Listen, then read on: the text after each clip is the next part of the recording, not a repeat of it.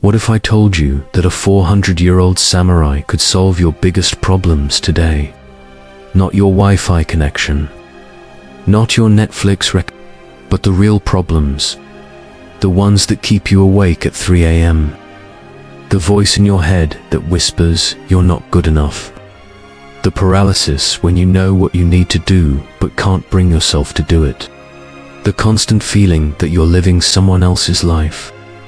His name was Miyamoto Musashi, and he figured out something most people never will. Picture this: 61 duels, 61 victories, 0 defeats. But here's what's wild. Musashi's greatest enemy was never another swordsman. It was himself. Every morning, he woke up and chose to fight the hardest battle of all. The one between who he was and who he could become. While other samurai were getting drunk, chasing women, or polishing their social status, Musashi was in the mountains, alone, perfecting his craft. The brutal truth: most of us are fighting the wrong battles entirely. We're worried about what others think while our discipline crumbles. We're chasing external validation while our internal world is chaos. We're preparing for imaginary futures while failing at today. Musashi understood something profound. You can only fight the way you practice. But let me take you back to where it all began. Japan, 1584. A time when survival meant more than just paying rent. It meant staying alive in a world where death came with the sunrise. Musashi wasn't born into privilege. He wasn't handed a silver sword or trained in fancy do. He was raised in the mountains by a father who understood that softness kills and hardness saves lives. At 13 years old, most kids today are worried about their Instagram followers. Musashi was facing his first life or death duel. His opponent, a Rimikihei, a grown man, a trained warrior, a killer. Arima looked at this boy and probably thought it would be easy, maybe even fun. He was wrong. Dead wrong. Literally. Musashi didn't just win that fight. He destroyed his opponent with such ferocity that grown men watching stepped back in fear. But here's the thing that changed everything for him. It wasn't the victory that mattered. It was the realization. The duel isn't won with the sword. It's won with the mind. From that moment, Musashi became obsessed with one question. How do you become unbeatable? Not just in fighting, but in life itself. He spent the next decade wandering Japan like a ghost. No home, no master, no safety net. Just him, his sword, and an unquenchable thirst to understand the nature of winning. Then came the duel that would make him immortal. Sasaki Kojiro, the demon of the western provinces. A swordsman so fast, so precise, that his signature move was called the swallow cut, because it could slice a bird out of mid-flight. This wasn't just another fight. This was the ultimate test of everything Musashi believed about strategy, psychology, and the power of preparation. But Musashi didn't just show up to fight. He showed up to win. And winning started long before the first sword was drawn. He arrived late, deliberately, while Kojiro waited on that island, growing more frustrated, more emotional, more unfocused with each passing minute. Musashi was carving a wooden sword from an oar during his boat ride to the duel. Think about that. While his opponent was mentally rehearsing his legendary technique, Musashi was creating his weapon and his strategy simultaneously. By the time he stepped onto that beach, the fight was already over. Kojiro drew his perfect steel blade. Musashi swung his crude wooden sword. One strike, one kill, one moment that proved the mind is the deadliest weapon of all. But victory changed Musashi in ways that defeat never could. He realized that proving you're the best swordsman in Japan is meaningless if you haven't conquered the swordsman inside yourself. So he did something that shocked everyone. He stopped dueling. The undefeated warrior walked away from battle to fight a different kind of war. For the next 30 years, Musashi waged war against his own limitations. He developed a philosophy so powerful that it's still being studied today by Navy SEALs, Fortune 500 CEOs, and elite athletes around the world. He distilled everything he learned into 5 principles that can transform how you approach every challenge in your life. The first principle, Earth. Foundation. Do nothing that is of no use. Look at your life right now. How much of what you do actually moves you forward? How much is just noise? Musashi lived with almost nothing because he understood that excess is the enemy of excellence.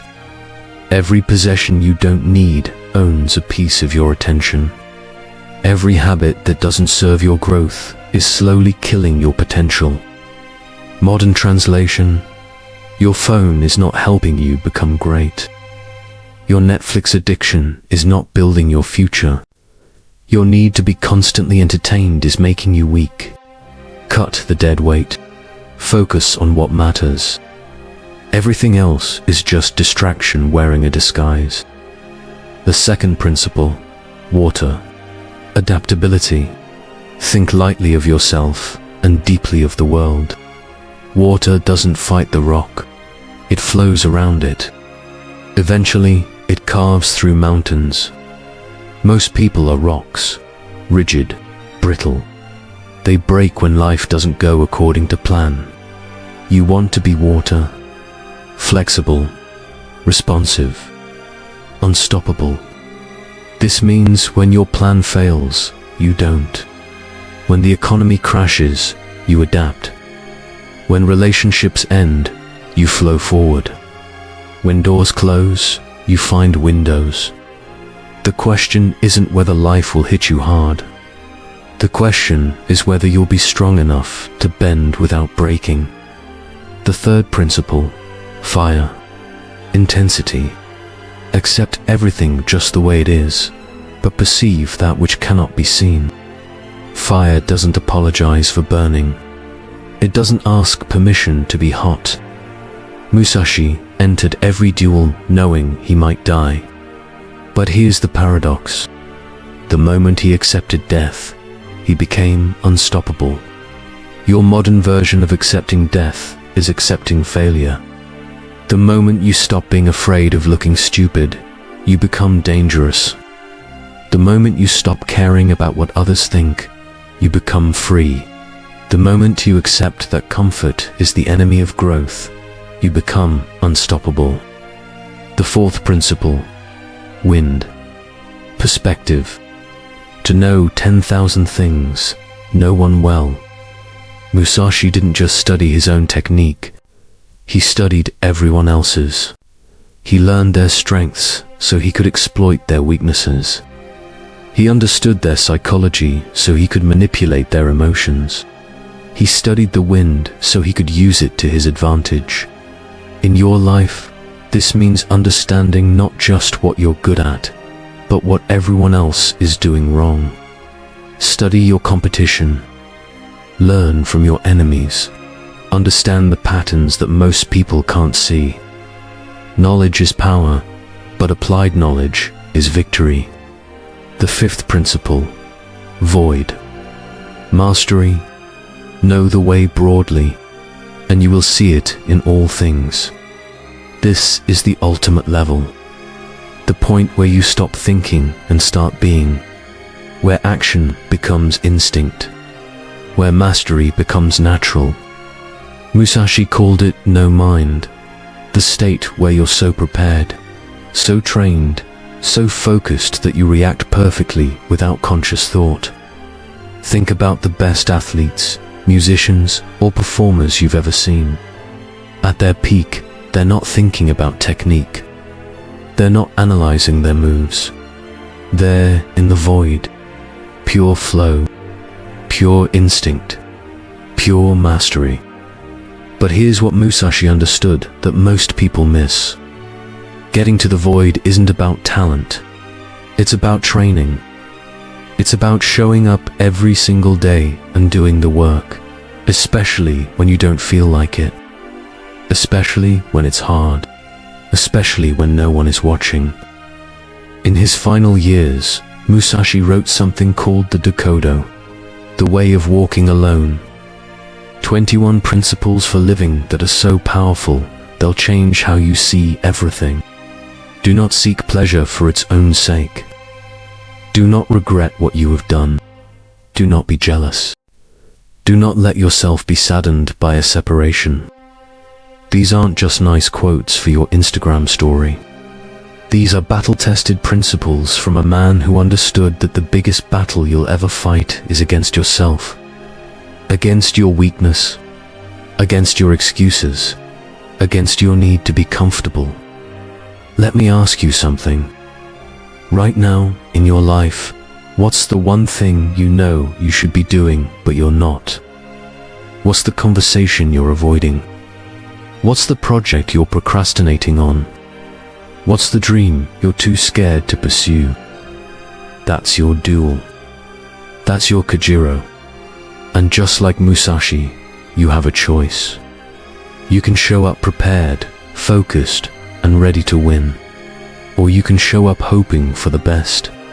But remember what Musashi taught us. You can only fight the way you practice. So how are you practicing? Are you building discipline or making excuses? Are you embracing discomfort or seeking pleasure? Are you training your mind or letting it run wild?